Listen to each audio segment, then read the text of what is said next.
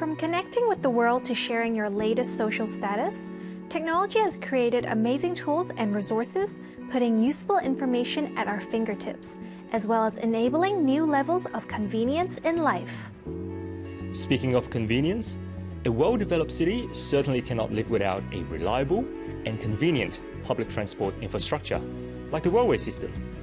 And new technologies have greatly improved the efficiency of the way we move around, making our travels smooth and enjoyable. We understand every journey matters. To ensure convenient and hassle-free journey for customers, we integrate new initiatives into our services so as to address the needs of our passengers and elevate the livability of the cities. Taking our revamped mobile app as an example, the app allows users to manage different parts of their journeys with a few taps. Ticketing can be easily done through the app, like in-app purchase of monthly pass, renewal of student travel scheme, and more to come. Just a few taps, a monthly pass will be added to your Autobus card. Students can now submit the renewal applications and complete the process at their fingertips. For sure, going digital greatly enhanced the travel experience. We now provide real-time information and versatile upgrades to let passengers to have a better control of their journeys. Understanding that passengers are concerned with the crowds in MOT interchange station, we now offer real-time information on the estimated waiting time of trains through the mobile app and the passenger information display screen. Passengers can utilize their time before entering the gates. In the near future, QR code smart ticketing will be extended to other railway lines so that traveling on the railway becomes much easier and convenient. There will also be acceptance of other QR payments. Passenger-friendly facilities like train loading display provide quick enhancement at the stations, allowing customers to get real-time information on seat availability of the coming train at the platform of the Airport Express. While waiting for the next train, passengers can enjoy free Wi-Fi service, which has been enhanced to cover the concourse of the platform areas, and therefore a more pleasant journey. We always aim to build a closer connection with the community. At the station, passengers can easily find plenty of digital mobility devices, directing them to their final destinations, such as the brand new reward feature. It is an integrated reward scheme which allows users to earn points easily from daily travel or while spending in the malls and station shops along the journey. Accumulated points can be redeemed for free rides or other rewards.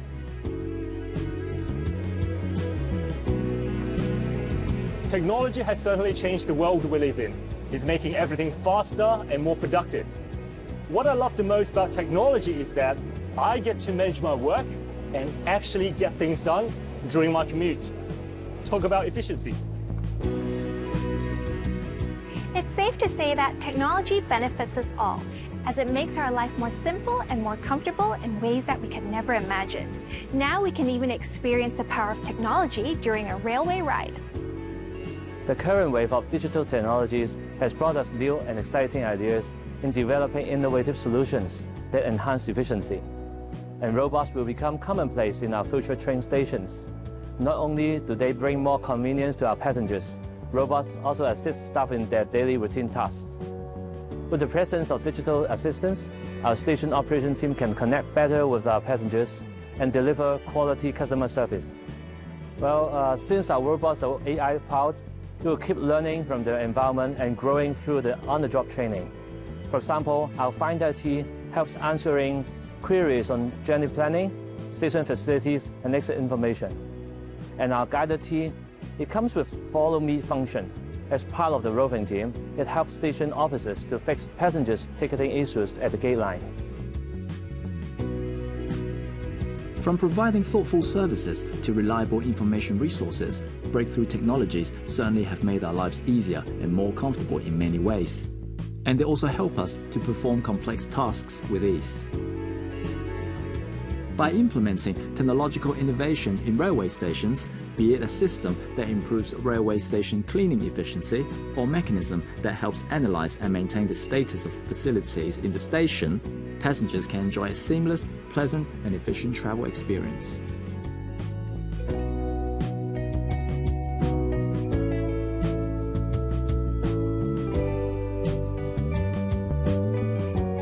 More importantly, with the help of advanced technology, it's becoming easier to tackle the imminent threat to public health. as well as enhancing hygiene and health protection for passengers. And we are actively applying emerging technology to create better customer experience. One of our recent initiatives is the contactless lift button. With this new feature, passengers just need to hover their finger over the lift button to activate it. It eliminates physical contact and enhances hygiene. We also have a new mode of operation to serve our customers. Our station officer will be roving at the concourse and platform area, proactively approaching our passengers and provide timely service.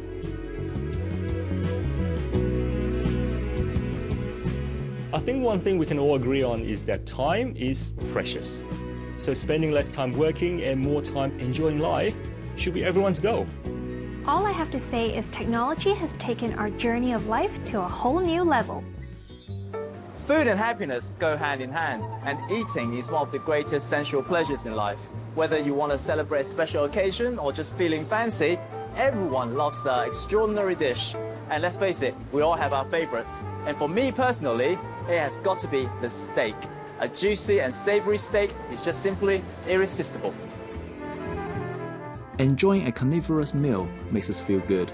Some studies even suggested that consumption of red meat halves the risk of depression. Whether you agree with that or not, a piece of award-winning succulent steak is simply irresistible. For all the steak lovers out there, you have probably heard that porterhouse is the king of steaks. However, the difference between a T-bone and porterhouse is probably a little bit confusing.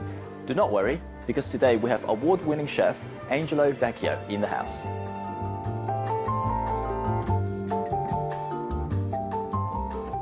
Porterhouse and T-bone, they both come from the same part of the beef, so in this case it's the short loin. The porterhouse is the steak that comes from the rear part of the short loin, and technically is the steak that included a larger part of tenderloin. Both of them, either T-bone or either porterhouse, are steak that contain a T-shaped bone, and both of them have including two different cuts. One is the strip loin and another one is the tenderloin. But in the only case of porterhouse, the tenderloin sides is larger and thicker. So we generally define porterhouse a steak that is no less than 32 millimeter. So it's actually a very thick steak. Since the tenderloin is a very expensive cut in the beef, and from each short loin you generally can take from 2 to 3 porterhouse. Depends how big is the animal. For this reason, you waste a lot of tenderloin, and that's why porterhouse steak is considered to be one of the most expensive steak on the market. So what distinguishes a good steak from a great one? To go for a good steak, you should start with a good product. So maybe you can do a little research, you can research a good producer who have a good respect to the animals. Personally, I like to use producers that have no any antibiotic, any steroids, hormones for the rising of the animal. Great steak, not only a good product, but only a lot of marbles, and especially nowadays also dry age. Nowadays there is a lot of belief about the fact that a dry aged steak actually is helping a lot to enrich flavor and texture of the final steak. So it's actually a point for say actually it's a better steak, a good great steak, a dry aged steak. What tips do you have for us for cooking a great steak?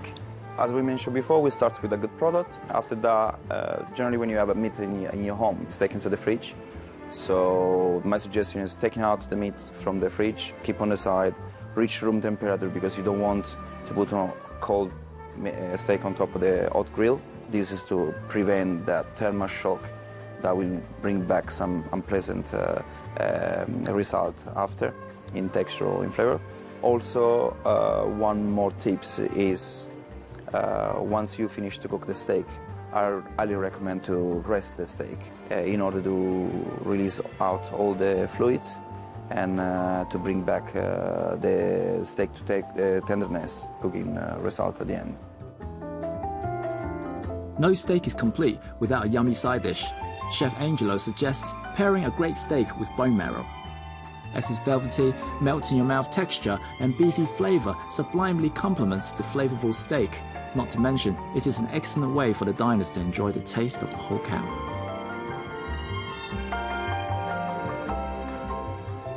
And speaking of different ways to enjoy beef, tartare is something you cannot miss.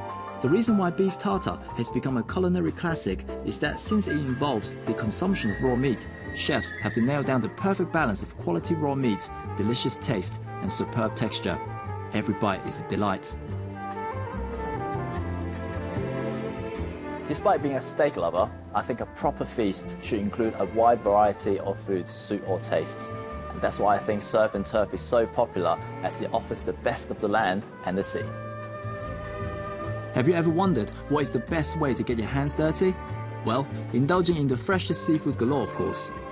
Canadian lobster, seasonal oysters, Alaskan king crab, caviar, prawns, and a whole lot more seafood options can be found in this beautiful platter. It is unquestionably going to satisfy any seafood lover's cravings. Combining the best flavors of land and ocean, this is the kind of meal that you can fondly remember for years. After the break.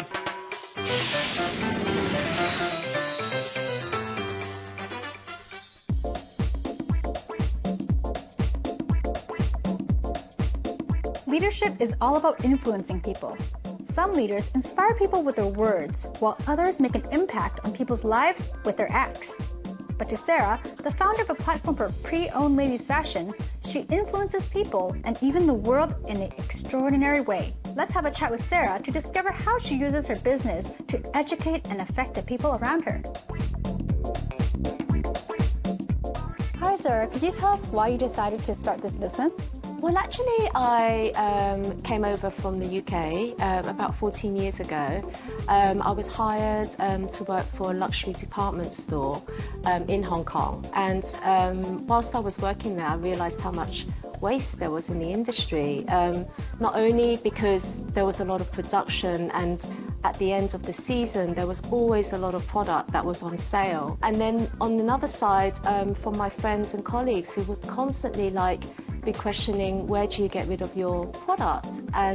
But yet at the same time, they wanted to keep buying stuff, so they just didn't have any space anymore. And I just suddenly thought, hang on a minute, there's nothing like this in Hong Kong. I was, brought up in the UK, and I was so used to this kind of concept that I thought maybe it would be great to start this off.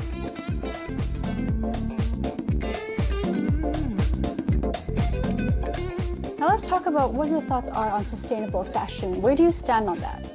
Well, obviously my business is about sustainable fashion, but I really only came across it when I was discovering this business model, to be honest. My purpose of setting up this business was to freeze shoes and bags.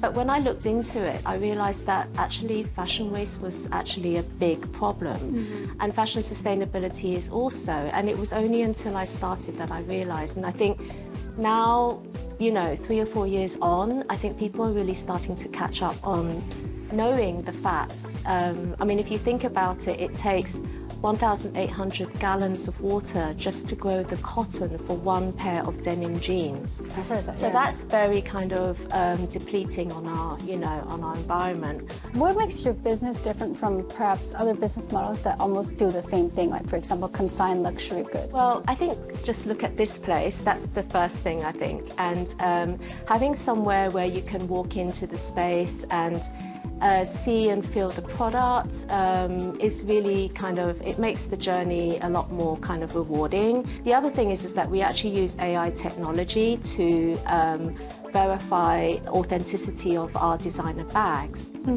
That's amazing.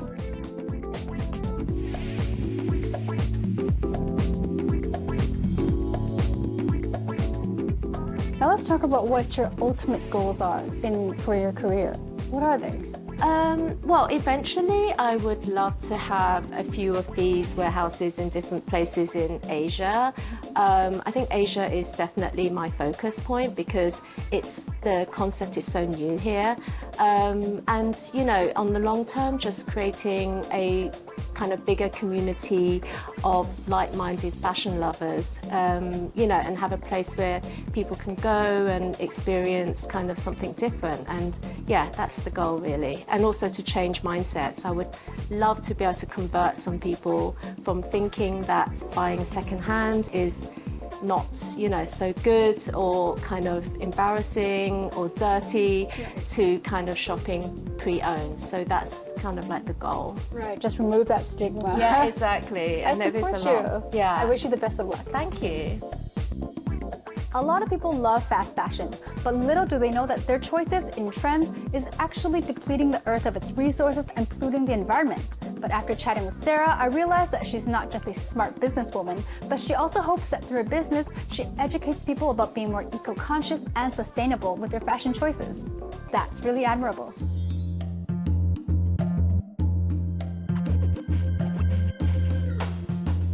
They say fine feathers make fine birds. Human beings are visual creatures who understand the physical world through their lens. That is why visual matters. And I'd say, aside from appreciating all things artsy, it is as important to develop our artistic sense by speaking with the experts.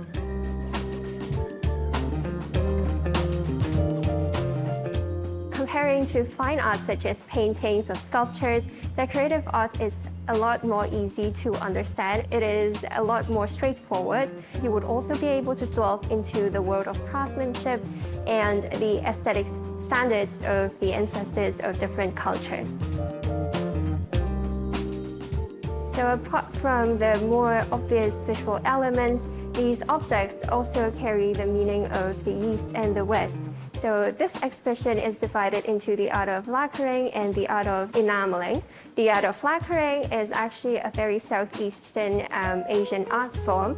So for this exhibition, we focused on two particular types of lacquering. So the first one is the Chinese Bai Bao Qian. Bai Bao Qian means literally the inlay of 100 treasures. The treasures could be anything from gold and silver to mother of pearl or other precious materials. So it is a subcategory of lacquering technique with niches first carved on hardwood surfaces and then using different precious materials inlaid onto the hardwood surfaces with lacquer. So one example would be a large Zitan standing screen. It is decorated with a panel of Magu celebrating birthday, which is a very popular motif in the past to celebrate a lady's birthday. So you can see that on the Bai Bao Qian surface, it is inlaid with a lot of different precious materials like Shoshan stones and rose quartz. The reverse of the panel is also decorated with another type of lacquering technique called miaojin, which is gold outlining. So you can see the outline of bats flying over the island of Immortals, which is also a very Taoist motif. And the other type of lacquering technique is the Japanese maki technique, which means the sprinkling of gold and silver powder onto the wet lacquer surface. So both are very typical lacquering techniques of each culture, but they're very different in terms of aesthetic standards. In this exhibition, we showcase a few different types of enameling. That includes cloisonné, which is a very classic type of enameling technique with silver wire used to create niches for the enamel paste to be burned. And the second type is the chanplivé enamel, which is the exact opposite of cloisonné enamel. So the niche of these chanplivé enamels are created with etching or scratching on metallic base. And the third type of enameling technique would be enamel painting, which is a technique very similar to oil painting, which means the craftsman could paint freely on the metal surface with enamel paste. And the fourth type is Dolce enameling, which is a type of enameling applied on machine-turned base, which creates a very symmetrical and geometrical pattern. So for the Japanese and Russian enamel, they apply a lot of cloisonné enamel. But as you can see on the artifacts, the aesthetic standards are very different. While for the Japanese pieces, they are very simple and minimalist. They are also often asymmetrical. For the Russian pieces, they're a lot more colorful. They use a lot of rich color palettes like yellow, blue, and red to create a lot of different colorful pieces. So from Japanese and Russian cloisonné enamel wear, you would be able to explore the very different cultural aesthetics of the different cultures. Every single piece is so delicate and one of a kind. If I were to choose one favorite from today's exhibition, I would choose this Japanese display cabinet made for export. As you can see, the design detail includes both Japanese and Western elements. It is a great mixture of East and West. That's all the time we have for this week's episode. If you want to find the key to a sweet life, keep up with the latest trend in every aspect of life, connect with inspiring people from different backgrounds, and check out ways to look